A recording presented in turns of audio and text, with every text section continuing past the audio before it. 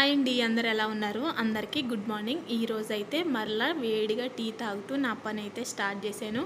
ఈరోజు ఎందుకు ఉదయం లేవగానే ఫేస్ అయితే వాసిపోయిందనమాట. ఎందుకనేది అర్థం కాలేదు.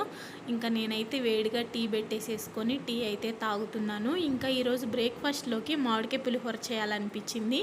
దాని స్టోరీ ఉంది, నేను వీడియో లాంగ్ వరకు చూడండి, లాస్ట్ వరకు మీకే అర్థమవుతుందనమాట. ఇంకా బాగా ఎండలు ఎక్కువ ఉన్నాయి కదా అని చెప్పేసి పెసరపప్పు వండుదామని ప్రిపరేషన్ అయితే స్టార్ట్ చేశాను. పెసరపప్పు వేయించేసుకొని దానిలో ఉల్లిగడ్డ, పచ్చిమిర్చి, టమాటాలు కట్ చేసుకొని కొంచెం ఆయిల్ వేసేసుకొని పక్కన పెట్టుకున్నాను. అలాగే అవి ఒక పక్కన ఉడుకుతూ ఉన్నాయి, ఇంకొక పక్కన రైస్ కూడా పెట్టేసేసుకున్నాను. పులిహోర అన్నాను కదా, రైస్ కొంచెం ఆరితే బాగుంటుంది, అందుకని మార్నింగే అన్నం కూడా వండేసేసాను. ఇక నా దగ్గర 2 మామిడికాయలు ఉన్నాయన్నమాట.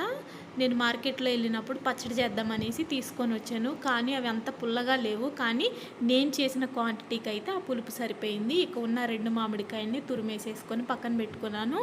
ఇంకా పోపుకు కావాల్సినవన్నీ 1 బై 1 వేయించేసుకొని పక్కన పెట్టుకుంటున్నాను. అన్నం కూడా ఉడికిపోయింది, దాన్ని కొంచెం ఆరబెట్టేసేసుకున్నాను అనమాట.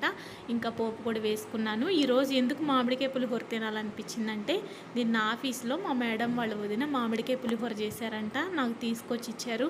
సుభాష్ని టేస్ట్ చేసి ఎలా ఉందో చెప్పానన్నారు. నాకైతే చాలా బాగా నచ్చింది.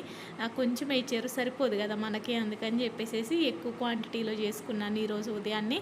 ఇంకా నేను బాక్సులు పెట్టేసేసుకొని రెడీ అయిపోయాను. ఒక పక్కన పప్పు కూడా రుబ్బేసాను, ఉడికిపోయింది. ఇక ఈరోజు సగ్గుబియ్యం జావ కూడా చేశాను, ఎందుకంటే ఎండలు బాగా ఎక్కువ ఉన్నాయి కదా, బాడీకి చలవ చేస్తుందని సగ్గుబియ్యం జావ కూడా చేసి బాక్సులు పెట్టుకున్నాను. మీరైతే సబ్స్క్రైబ్ చేసుకోండి.